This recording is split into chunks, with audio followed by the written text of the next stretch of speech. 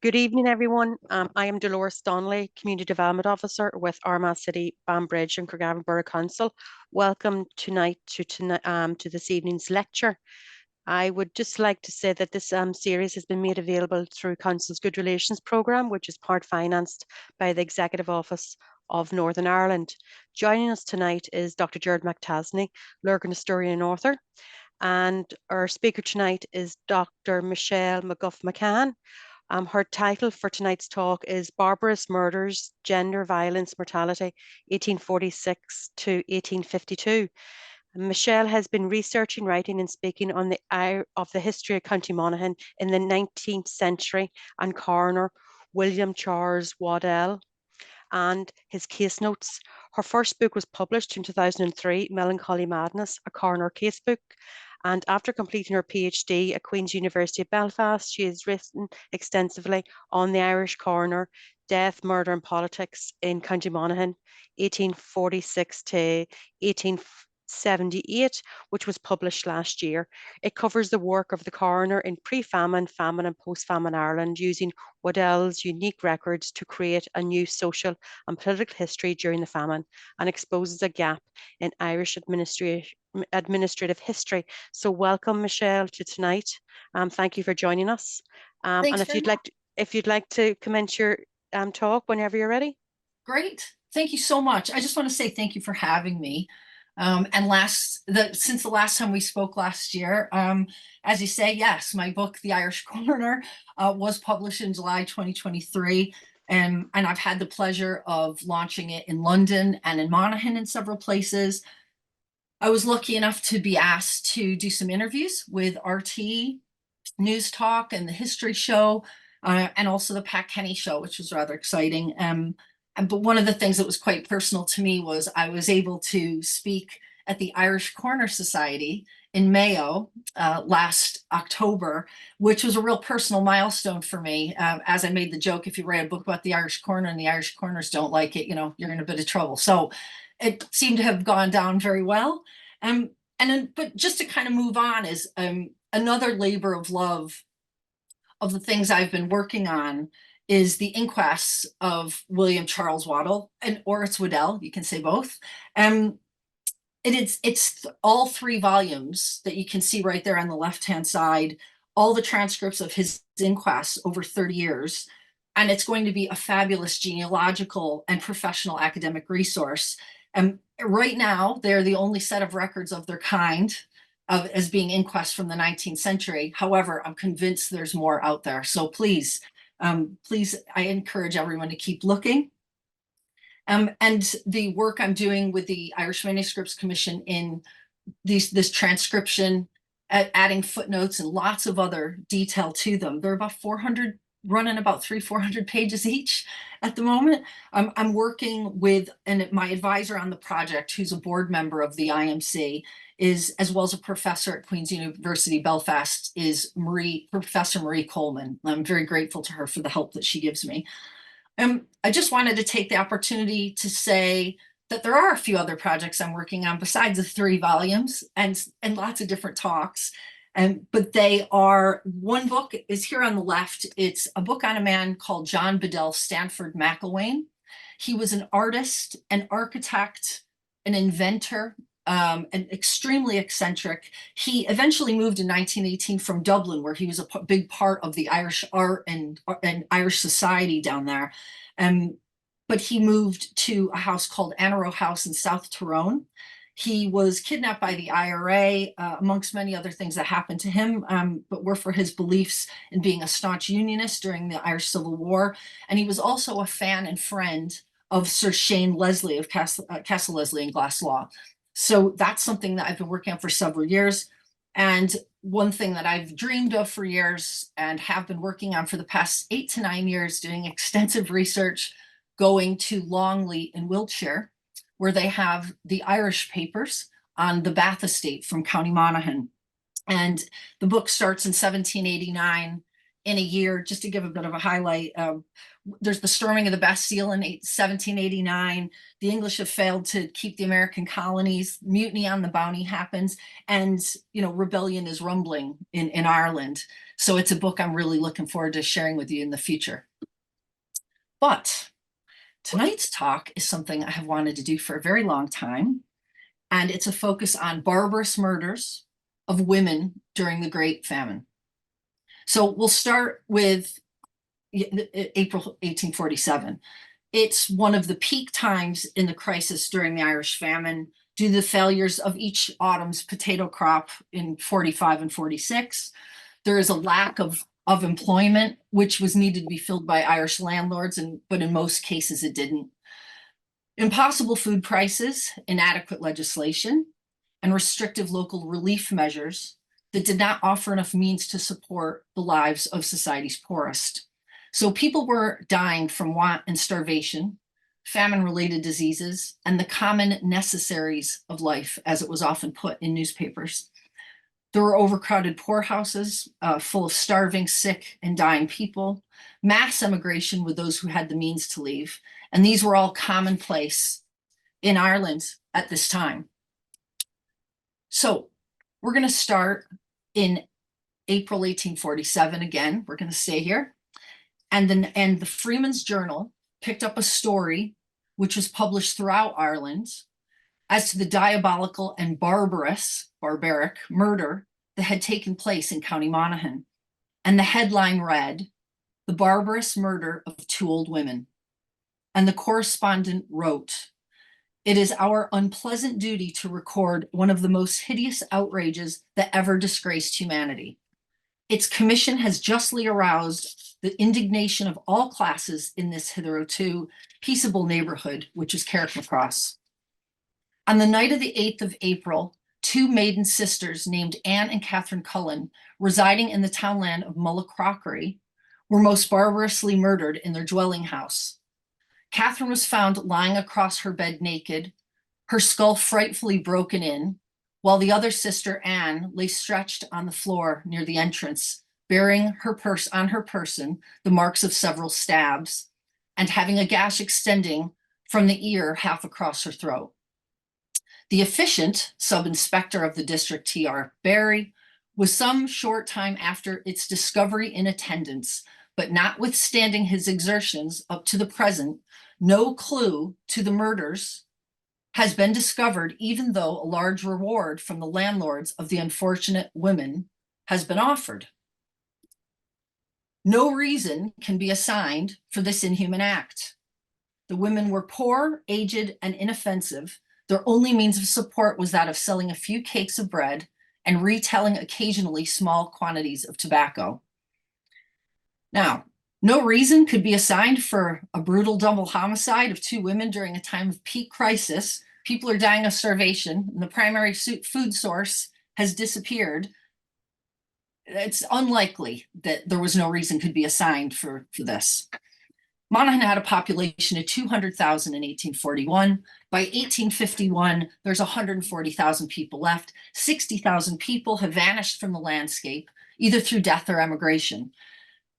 April 47 was a peak time of crisis, and double homicides were in fact rare. It reflects a significant point of distress and anger and desperation in a society of social and moral decay. But we're going to go deeper a bit into the gender politics and social norms that should also be taken into consideration of what tensions were actually happening. So we're going to talk about the gender labor divide, and I go through this in depth in the Irish Corner. And what it means is, it involved men acquiring public worked employments more often than women. So they were getting jobs more often than women, generally speaking, leaving many women with little or no options to generate income. In South Ulster, the linen trade had gone into decline in decades prior to the famine, and those still earning a living by spinning, a stark statistic reflects how much further it declined. So in the 20th of March, 1847, the government reported the average daily number of persons employed on relief works in Ireland was 685,000 and some. In 1841, Monaghan still had 22,000 some registered licensed spinners and spinsters, but by 1851, there were only 2,223. So with no prospects of being paid for their labor or the goods that they created, 20,000 people, skilled workers, disappeared from the landscape of South Ulster. So the gender labor divide in rural Ireland also involved men providing the labor and production of the food, while women managed the home, including the tasks of preserving the food supply. And this also emphasizes the importance of women's influence on family survival and mortality through the crisis, which is really important. So Kieran Riley, your most recent speaker, Kieran Riley's study of Strokestown Loan Fund accounts in County Roscommon show that applicants for relief were women, with a high number listed as widows, suggesting that the men were more susceptible to death during the early stages of the famine, or they were too proud to apply for relief. And the records revealed that men were more likely to avail of loan funds to supplement their income and close the gap until gainful employment could once again be possible. However, roles changed during the famine, and many women had to try to procure and find food. Many of the stories, as I'm sure many of you have heard, has included how food was stolen from women, and raises questions about how often women were victims of theft, violence, and murder. So my research using the inquests of Monaghan coroner William Charles Waddell shows that both men and women were identified as having sought relief in the form of meal or a place in the local workhouse in equal measure. So it's different than Roscommon. The abandonment of traditional male behavior may reflect the degree of hardship in County Monaghan. And it may also lay the groundwork for the violent and brutal two double homicides that we're investigating tonight. In the first instance, the Cullin sisters in April 1847, and the others are those of Catherine McCort and Kitty Trainer in May of 1849. So let's continue a bit further with the mystery of Anne and Catherine Cullin in April of 1847. So different facts of the case began to emerge as it was modified by newspapers and intertwined with facts that emerged from their inquests. So the women's house was ransacked. Anne was found lying in a pool of blood on the floor, her arms blackened, and her whole person bloody down to the ankles. So we're getting a bit more into the detail. And this is from the inquest and in the newspaper, but mostly the inquest. She'd suffered blunt force trauma to her head, face and head, as if hit with a sharp end of a pointed hammer multiple times. Her hair covered her face and stuck to it from the hardened blood. 5 of the 7 severe blows to her head had broken her skull, each one sufficient to have caused her death. So this is a violent, violent murder.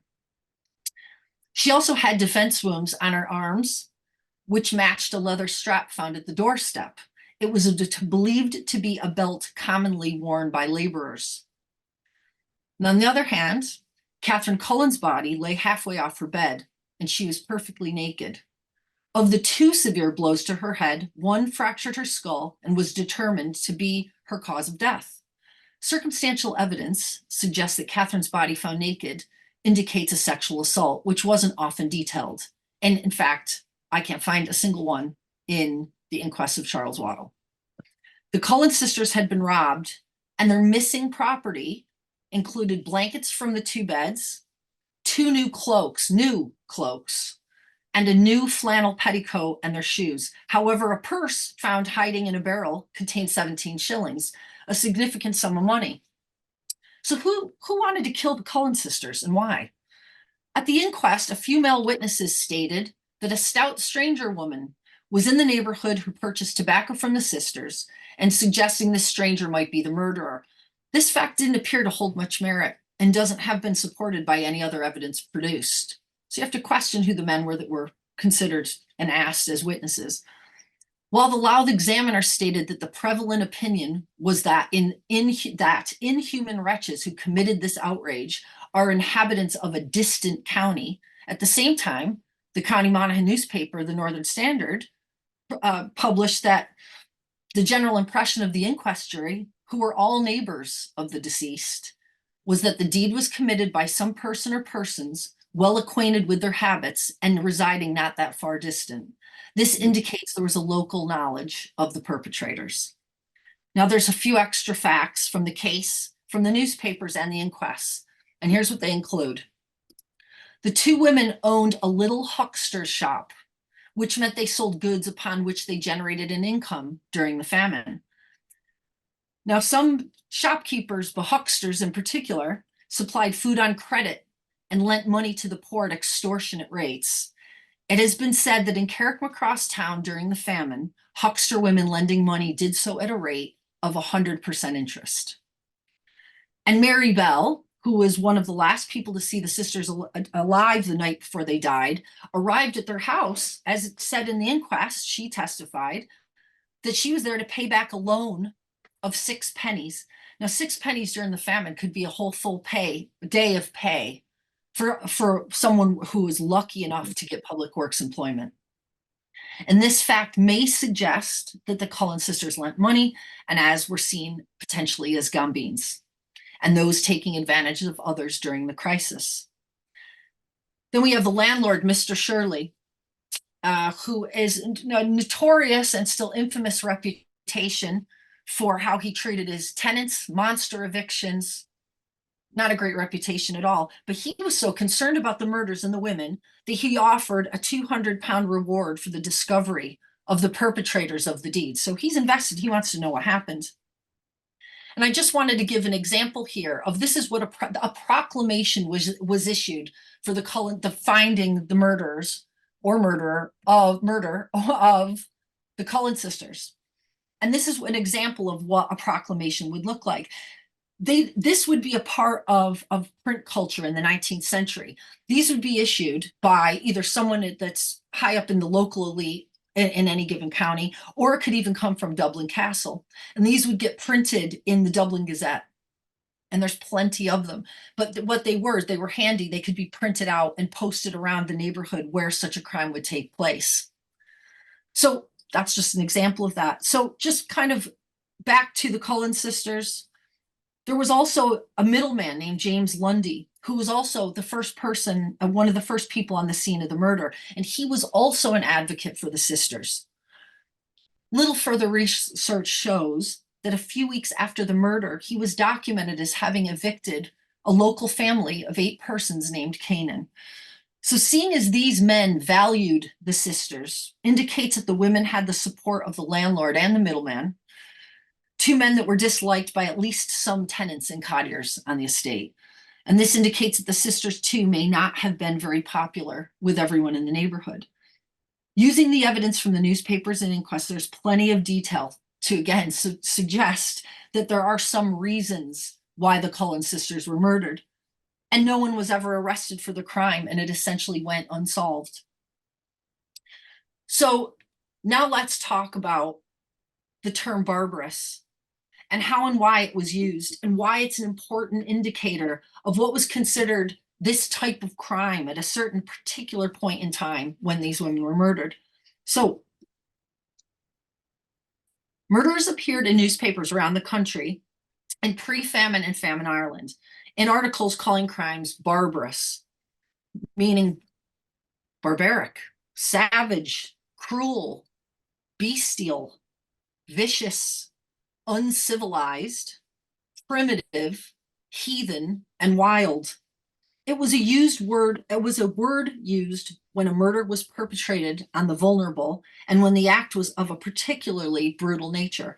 We can group these into 3 categories upon which a crime was called barbarous. So the first, in my research, has shown that it's often the elderly or the very young who were helpless and were murdered for food, which focused on the violence that caused the death. The second was when it was a member of the local elite or a man in a position of authority who was murdered. 2 examples. One is the murder of the land agent Molliver in South Armagh near Crossmaglen in 1850, who'd been known for carrying out a large number of evictions.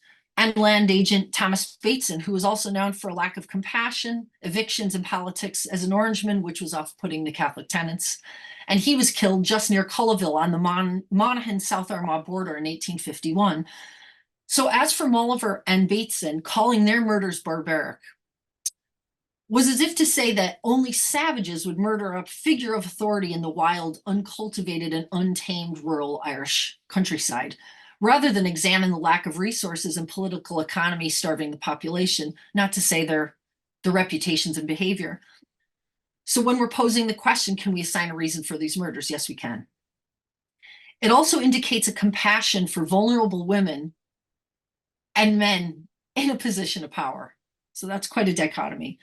Now, the third category that I'm presenting tonight of when the term barbarous was used and to be considered was that of financially independent women, those not living with a man but have the means to support themselves. The two double homicides of the Cullin sisters in April and the second of McCort and McKenna, which we'll talk about in May 1849, are both at peak times of the crisis. But this is steady, and both, which we'll get into in the second one, are financially independent women. The Cullin sisters bought new cloaks, knew this, were lending money. They were doing okay. And this establishes a new marginal group that financially independent women were at risk. So barbarous was a politically loaded term, and it was often used by conservative newspapers to illustrate the savagery of the Catholic Irish in their native countryside. Several interpretations of the term may be considered, but stigma and shame are common to all of them. And this isn't to say that the physical evidence and the violence used was not brutal, because it was, and demonstrated by the description of the bodies, for example, of the Cullin sisters. However, if we combine the physical crime evidence with the society that was politically polarized, we can find more answers into understanding the crimes that took place, and also how a gender divide was confused with social value. So I'll provide a bit more evidence here. So prior to the famine, even back to the 18th century, women were at risk of violence and murder, and nearly always it was women who were not settled in traditional roles, that of wife and mother, not bound to a man. Or I've uncovered in other talks, women within abusive domestic relationships whereby men suspected of abusing and killing their wives most often went unpunished. Domestic violence was a private matter, and that of which men were nearly always exculpated from blame. The lack of safety for women in society can also be explained through that of, for example, just as an example, the abduction of women. Men abducting women without their consent was about money and status, and suggest that abduction was a display of communally sanctioned violence against women, as these were women using their agency, not selecting a partner for marriage. Family collusion suggests that for many, abduction appeared a viable and acceptable means of securing an individual, or indeed a family's, financial security. Widows could also be targets, most often because the property they held was from the death of a husband. Abductors of widows were attempting to retain property within the wider family. Other abductors were related to their victims, again suggesting a concern that property be kept within the realm of the wider family group. Kinship ties were evident in the often large groups that participated in abductions. And my point is, perhaps we might transfer this group think and activity to the double homicide of single women. By 1830, abductions declined dramatically. And this is probably most likely the need for women to work in the linen trade and other cottage industries to make a more significant contribution to the household. And it suggests that while a reduction in this behavior declined, one might consider that social values and beliefs about women's independence and their behavior didn't. So that being a financially independent woman appears to have worked against them in a society that expected them to perform in traditional roles, or in roles that were acceptable and they should be supported in living with men. Women not living or protected by men put them at risk, and evidence suggests that this increased during the famine. So studies on homicide reveal that murders in the famine were unusual, and those that took place against vulnerable groups bore similar characteristics, and that most murders of women went unpunished, and it's because they were considered inferior. And while cases of premeditated murder were rare, they were predominantly committed by men. Murders that were perpetrated by family members were often carried out by male relatives as the families were fighting over property, land, and economic resources. Social norms protected men and considered their family matters private. So would this apply to double homicides? Was it really just one person who committed those crimes? Or perhaps this group mentality of justice is where we should look to uncover the truth. So with this in mind, let's consider the next account of double homicide at a peak time of the crisis. Okay. So I think we can tell from the slides and the language, this isn't going to end well for Catherine McCort and Kitty Trainer. So in March 1850, the Monaghan Assizes convened and an eyewitness was called to the witness stand to testify as to what happened on a dark and violent night in May of 1849. Here are some highlights from the case of this eyewitness testimony from James Trainer. I knew Catherine McCort. She lived in Durham-Furnasky. She was a young woman and unmarried. She was no relation of mine, but Catherine Kitty Trainer was my wife's mother. She was an old woman. I live about a mile and a half from their house. These women are both dead. I knew the prisoner, Peter McKenna, and the other accused, Patrick McCort, and saw them the night of the fair in Onacloy, the night of the murders about midnight. McKenna had a hatchet under his coat, and the three men approached the women's house. The door was pushed open. The women were in bed. Peter held the younger woman. Catherine McCort in the bed was, Peter held the younger woman, Catherine McCort, in the bed, whilst Patrick went to the chest at the end of the bed looking for money. Catherine McCort begged for mercy. As she was dragged from the foot of the bed, the last words I heard her say was, "God have mercy on my soul." Kitty Trainer said if she lived till morning, she'd see them all taken away. For his participation, James Trainer was promised 100 weight of Indian meal, 112 pounds of it. Neighbors and relatives believed the women were murdered on account that they had money. Young Catherine McCort's uncle had lived a life of extreme poverty, but he managed to save 30 pounds sterling over his lifetime. And upon his death, he left 20 pounds of that to his niece, the young Catherine McCort, the young unmarried Catherine McCort. The remainder of the money was spread out amongst the relatives. And as a result, Catherine McCort had been suffering from the jealousy and ill will from family members. The men and one woman accused of the murder were all family members. A few more facts to shed some light on their situation.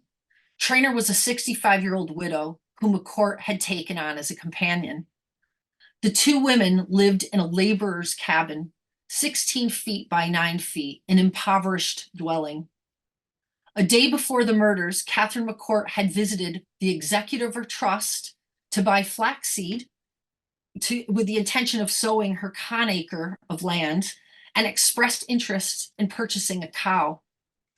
In May 1849, newspapers all throughout Ireland and further beyond covered the homicides of McCort and Trainer, and headlines included barbarous and revolting murders, comparing these savage atrocities to English murderer James Greenacre, who had dismembered the body of his fiancée, Hannah Brown, with the help of his mistress, taking her money with the intention of moving to America.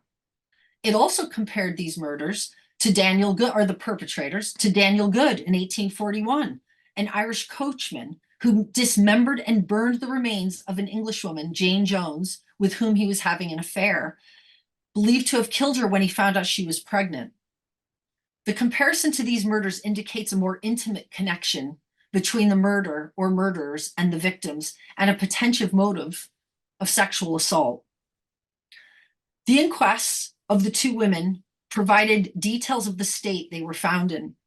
Dr. Andrew Young, surgeon of the Monaghan Infirmary, established that the women were attacked with a hatchet or similar instrument to smash in their skulls. McCort, the younger of the two women, was strangled. Her abdomen was burnt completely, while her feet and legs were only severely blistered, and mysteriously, the straw underneath her body was not burned. This indicated she was burned alive, with emphasis on her abdomen, which likely is a more general term for her genitals. She was then placed on the straw in front of the hearth. A more harrowing picture couldn't be, you wouldn't think could come, but Trainer's legs were burned up to the knee as if placed in the fire, and a resin candle was placed in the waist of her petticoat, burning the upper part of her torso and arms. Her body was also propped up on one side of the hearth, opposite Catherine McCort, so that the two looked as if they were face to face in social converse. The verdicts of the jury, the inquest jury, stated that Catherine came to her death from strangulation and fractures of the skull perpetrated by, and named them, Peter McKenna and Ellen McKenna, her relatives. Catherine Kitty Trainer came to her death from the effects of fractures of the skull inflicted and being afterwards consumed by burning, perpetrated by Peter and Ellen McKenna. There is a note that Mr. William Thompson, head constable, deposed to having found in the house of Peter and Ellen McKenna a man's wearing coat on which marks as of blood on the coat was shown to Dr. Young, now produced at the inquest. So the state of the detail of the women's bodies was published widely, and a reward and another proclamation, but this time the proclamation came from the Lord Lieutenant Bessborough for any persons who could provide information leading to the arrest of these committed. They were called the Drumfernaski murders, the townland, of course, from which the two women lived, and the request of a reward for finding the perpetrators having come from Dublin Castle was taken as a rebuff by local Monaghan elite. They'd already arrested Peter McKenna and his sister. So this was seen as creating some tension that they weren't doing their job, and didn't seem to embrace the fact that they were still looking as if they hadn't done their job, they didn't have the right people, and it created some real tension. And I believe it affected the outcome of the case, which we're going to go into now. So in a further miscarriage of justice, the hatchet found with the hairs at Peter McKenna's house was examined by an early medical forensic examiner. Now, one would think this is great news. Because the hatchet was found to have oxen hairs on it, the murder weapon was thrown out. Other local elite members of society, including parish priest Father Kelly, Reverend Mr. McOsker, and local landlord Thomas Anketel, came forward as witnesses for the accused Peter McKenna. They described the prisoner as a proper moral man and of excellent moral character. Regardless of the evidence provided by the eyewitness, who was the son-in-law, who shouldn't have been there in the first place, but the son-in-law of Kitty Trainer, Peter McKenna was acquitted of the murder, and all the charges were thrown out. So let's compare the two double homicides. It's difficult with a modern lens to imagine the defenseless women so brutally and violently murdered with such an incredible amount of evidence that no one was convicted of these crimes, and local knowledge of who they were. The murders represent the brutality, or essentially the barbaric nature of the crimes, but unlike the conclusion of 19th century papers, we can assert there's other reasons for these crimes.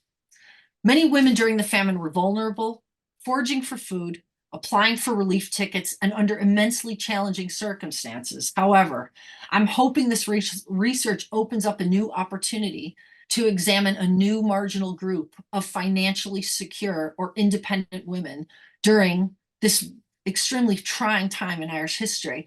And I would argue that these women were at greater risk as they would not gain the empathy of charity and suffered for their ability to support themselves. And they suffered, as it appears, beliefs may have indicated they're living without a man, that this was unnatural. The Cullin sisters may have been money lenders, as indicated from the testimony of witness Jane Bell, returning a payment of a loan, and also that they were defined as hucksters. The women had also recently purchased new clothing during a peak time of the crisis when many were starving and work was rare for those who needed an income to survive. Same again with McCort and Trainer, as they purchased seed to sow and looked to purchase a cow, and they were murdered the next day. So research into these women as a marginal group and the conclusions of the murders with no convictions supports existing knowledge that Irish society served men financially and domestically over women. Women were sadly not allowed to make money in ways that met or exceeded the expectations of what men were allowed. The conclusion of the McCort and Trainer murder trial, with other local men supporting the accused relative, Peter McKenna, indicates that local men in a position of power supported the man as to indicate his moral character, and based on the nature of the wounds of the bodies, particularly that of Catherine McCort, that gender and her non-traditional living situation combined with her money, but that non-traditional living situation worked against her and her companion, Kitty Trainer. Circumstantial evidence also suggests that in these type of crimes, men could use sexual assault and it was part of groupthink, indicating this barbarous method of gaining control could be used. My research in these two cases, along with the many instances of domestic violence, went unpunished and further enhances the existing famine historiography that women, even financially independent women, were at greater risk of violence and death than previously considered. So by examining the conditions in a particular or specific region, combined with the attitudes toward women without men, might support a better understanding of the nature of violence, gender relations, and social pressures during the Great Famine and 19th century historiography for future research.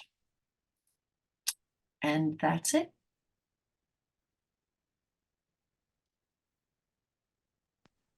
Thank you very much, Michelle. Just one moment, please. That was an interesting point you said at the very beginning, the population of County Monaghan pre-famine to what it was in post. And I would say the population, it's where certainly has never recovered, like a lot of the country, certainly in rural Ireland. The populations have never recovered. Cities, of course, they have, but not in the countryside. Um, you spoke there about sexual assaults, and clearly sexual assaults obviously maybe would have happened, but they weren't documented. Why do you think that was? There's different court records. So what's published in the newspaper would not necessarily, it would use a term like barbarous to indicate, and there were defense wounds. And they'd say it's of a particularly brutal nature. But in some instances, very rarely, but if you can find, which I did, find a court case about that crime, in the court details, it would say it was a rape. Okay. So, It and just wouldn't always say it. okay.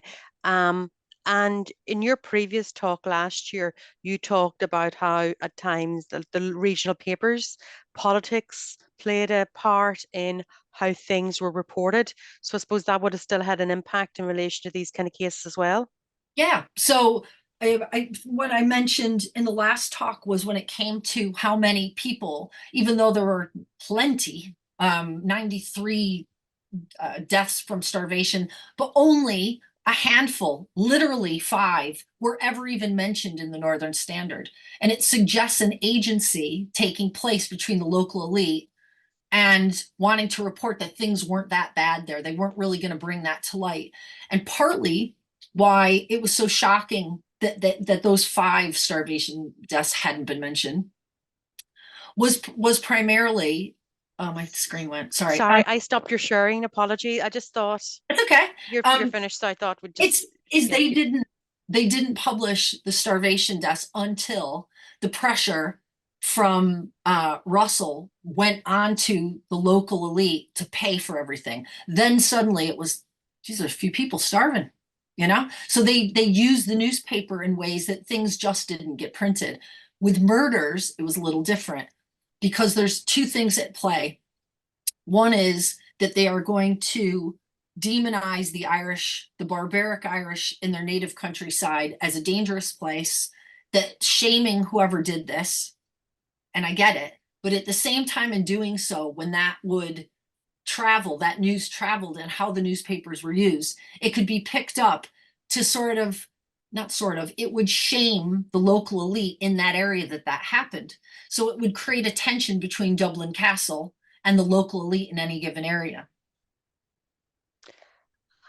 Just looking at my notes here. You spoke as well at the beginning. I know there's some questions have come through in the chat, but I just want to ask, you spoke at the beginning how the male behaviour, compared to maybe other parts of the country in relation to how the numbers of males employed in certain sectors.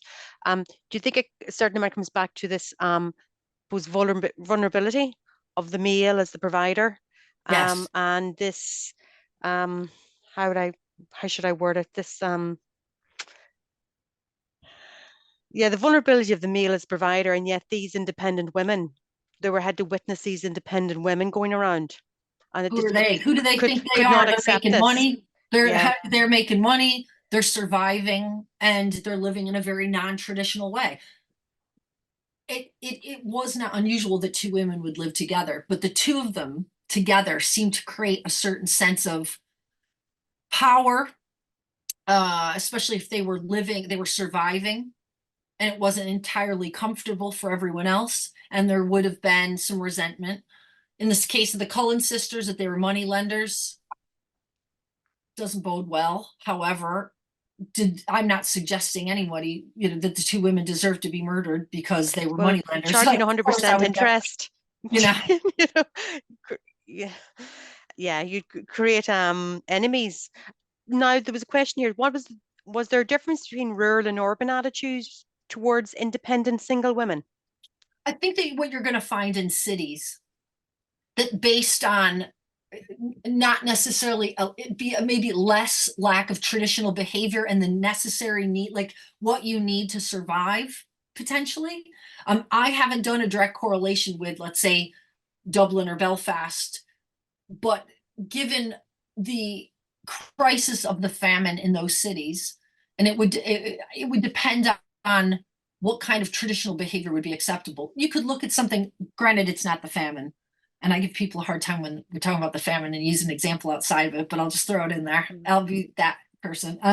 But when you look at the burning of Bridget Cleary, I mean, she was a dressmaker. She was doing well. It's a fabulous book by Angela Bork, and it happens in, I believe, 1890. She's a dressmaker and she's doing well for herself. She's married, but she doesn't have a child, and the husband is frustrated. He doesn't like that. And it creates, so there's gender politics at play here. And the reason that I use that example of abductions is because it's a really good, it's the only other comparison, at least right now in my research, that I could find, that you have women who have means and a group of people think it's okay to go and abduct them, to force them to marry somebody or worse, so that they can attain that status or get their money. And it's about family relations. So although that started to, had decreased significantly by 1830, those attitudes toward women who have means were still there. And that's what I'm hoping that this research provokes, that thought around that. And I'm sure those attitudes would have also been delivered from other women to these single women as well. It wouldn't have been just males. The fact these women dared not kind of follow the norm. Right. And Uh, they were eating. They had they were going to buy a cow and sow on their little tiny acre. The other women had brand new clothing. Brand new clothing in April 1847. Whew, they were doing really well for themselves. There would be certain people who wouldn't like that, yeah. for sure. Patrick has asked, Michelle, have you tracked the coroners through the grand jury presentment books? Have I tracked them through the grid? I'm no. I'm only aware of one. I'll just stick with what I know from Monaghan is there's a grand jury presentment book, but it's like early, I can't think of the date. Can we explain actually what a grand jury presentment book is, just to refresh Sure. for listeners? Yeah. Yes. Okay. So the grand jury presentment books that I have seen would have detailed all the expenses of what would have been the outgoings of what it would cost the grand jury, the county, of what they were spending money on. So to answer the question, I have a little bit in different years that it would say how much. It would also, the coroners are in there, but it'd also be like how much, who got paid to build a road. But as for the coroners, yes, it would have a figure. Sometimes it would have the number of inquests. And so, but that's about it that I've been able to find. Okay. Jared has mentioned Jared Walsh. Excellent presentation. You mentioned at the beginning that there were Tipperary records available but cannot be found. Can you explain? Sure. Jared's actually originally from Tipperary but living in Canada, Ontario, Canada. Excellent. So this is right on the tip of my tongue. If you Google it and look up 19th century Tipperary inquest, there's a woman named Mary. I want to say it's with an H, Hackney, I think. I have to double check. But what she did back in like the early 2000s, I want to say, I usually have this stuff right here, but I don't at the moment. She transcribed from original books the names of who died, the town land, and what the verdict was. I never saw the original books. I would love to get my hands on and just see a page from the original books. But let me explain why. William Waddell, his books are the only ones that we know of right now. He keeps incredible detail of what witnesses said, who the medical examiner was and what they said about the physicality of the state of the body. And stay with me. Then there's James Dillon from Queens County, Kings County, and what he has in his books that you can find at the Offaly Historical Society. Their pages is what all he recorded, although great, is the name of the person who died, where the inquest took place. He names the names of the jurors, and then he gives the verdict in detail. There's no detail about the witness statements. So back to Tipperary, I can only see online what Mary, who transcribed these things, took from that. For all I know, there could be tons of details in the inquest, but I don't know. I only know what she transcribed. So and I have Subject contact to what she methods, selected to transcribe potentially. or it's just what was there based on what Yeah. James Dillon. So I don't know, but I do think it's a fabulous genealogical resource for Tipperary. And of course, I would love to do a comparison to who would want to get their hands on something in Tipperary. I mean, wow, it was a very busy place back then. Jared Walsh mentions here as well that the Bridget Cleary case was not about excess means. Other factors were involved. He grew up with people who lived through that case. I'm just looking at other That's questions. true. I'm Yeah, just we tying in just the that's it. money Yeah, making aspect. She was a yeah, dressmaker and she did well for herself. And you're right, there are many other factors, particularly around the sexual nature of not having, the gender politics of not having a child. Um, yeah. Daring maybe to not have family, a child, or in a case of, well, not I'm not talking about Bridget's case, but maybe in another case where maybe a female was not able to have children, and that would have been a time when it was presumed always that was it was her responsibility, and if she wasn't having children, the problem lay with her. yeah. So lots of factors, yeah. Um, the comment here is given that 2 to 4% of people, both male and female, are sociopaths, might it be considered that some sociopaths killed these women rather than attribute the appalling crime to the general attitudes of males, of male? That's I true. That like it's I possible. I guess I guess how I view that is two things. When I first years ago started getting into this and the two homicides, my husband and I were having a chat. He was like, "Do you think they're connected?" And I was like, "Probably not," but like, it's a nice, not a nice thought. Mhm. It's an interesting aspect. I have no evidence. I can only go on the evidence of what was publicly stated and the inquest that I am lucky enough to have to come to any conclusions. So I'm even, I'm saying that women were money lenders. To tag them as Gambines, that's what they were called at that time. And there's a lot of resentment, around that.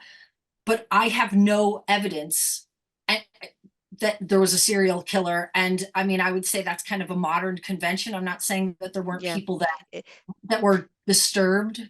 that's putting our views and knowledge in the 21st century on something back But in if the I could 19th prove it, century. Yeah. if somebody finds the evidence, let me know. I'd be delighted to write it up.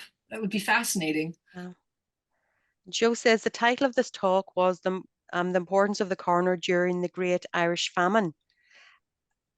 that was your last talk. Actually, Yeah. last year's talk. He's mentioned that it's more about the murder of women. Yes, last year's talk, Joe, was about the importance of the coroner during the Great Irish Famine, and that the recording of that talk is available on Council's YouTube playlist.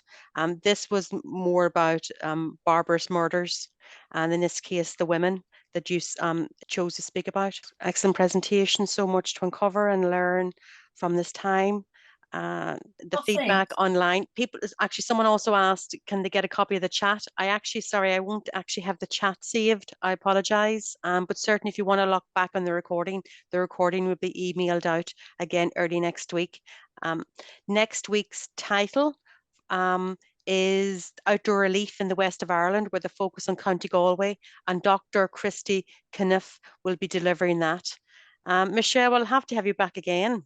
Oh, dude, thanks. I I really know. appreciate it. I really do. I really enjoy it, and We'll I watch the appreciate you asking space me. again. I don't know, again, all this is always subject to funding and everything, but hopefully at some stage later on this year, we'll be doing some more work, Cool. you know, Sounds great. and hopefully everybody will be able to join us again next week.